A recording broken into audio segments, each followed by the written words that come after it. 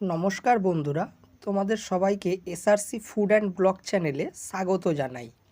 অনুষ্ঠান বাড়িতে ঠিক যেমন ঝুরঝুরে আলু ভাজা তৈরি হয়, ঠিক সেই রেসিপিটাই আমি তোমাদের সাথে আজকে শেয়ার করব।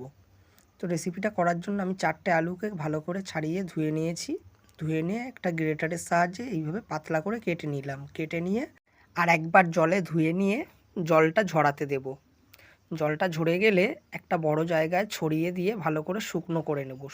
ভিডিওটা ভালো লাগলে অবশ্যই একটা লাইক, কমেন্ট আর চ্যানেলটায় নতুন হলে চ্যানেলটা সাবস্ক্রাইব করে পাশে থাকা বেল আইকনটা অন করে রেখো এইরকম নতুন নতুন রেসিপি দেখার জন্য।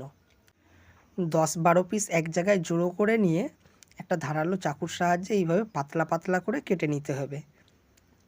আর কেটে নিয়ে এটা পাতলা করে একটা কিছুতে ছড়িয়ে দেবেন, নাহলে এক জায়গায় রাখলে এটা এরকম ঝুরঝুরে হবে না, দলা পাকিয়ে যাবে। গ্যাসের চুলায় একটা কড়াই গরম করে নিয়ে তাতে কিছুটা সাদা তেল দিয়ে তেলটাও ভালো করে গরম করে নেবেন। নেওয়ার পর কিছুটা কারি পাতা ভেজে তুলে নেবেন। কারি পাতাটা ভাজা হয়ে গেলে এবার আলুগুলো পাতলা পাতলা করে দিয়ে দেবেন। এক জায়গায় জড়ো করে দেবেন না, তাহলে দলা পাকিয়ে যাবে। আর তেলের হিটটা এই সময় একদম হালকা রাখবেন। দেখতেই পাচ্ছেন কত সুন্দর ভাজা হয়েছে। তো একই প্রসেসে সবগুলো ভেজে নেবেন। ভাজা হয়ে গেলে ওই তেলের মধ্যেই কিছুটা বাদাম আর 2-3টে শুকনো লঙ্কা দিয়ে ভালো করে ভেজে নেবেন। বাদাম আর শুকনো লঙ্কাটা ভালো করে ভেজে নেবেন।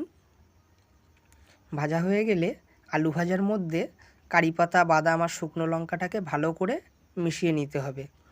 আর অবশ্যই ওপর থেকে নুন অথবা চাট মশলা ছড়িয়ে দেবেন। তো রেডি আজকের রেসিপি অনুষ্ঠান বাড়ির মতো ঝুরঝুরে আলু ভাজা।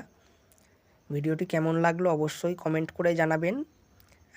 ভিডিওটি ভালো লাগলে অবশ্যই একটা লাইক, কমেন্ট, শেয়ার করে দেবেন। আর চ্যানেলটাকে সাবস্ক্রাইব করে পাশে থাকা বেল আইকনটি অন করে রাখবেন এইরকম নতুন নতুন ভিডিও দেখার জন্য। Thank you.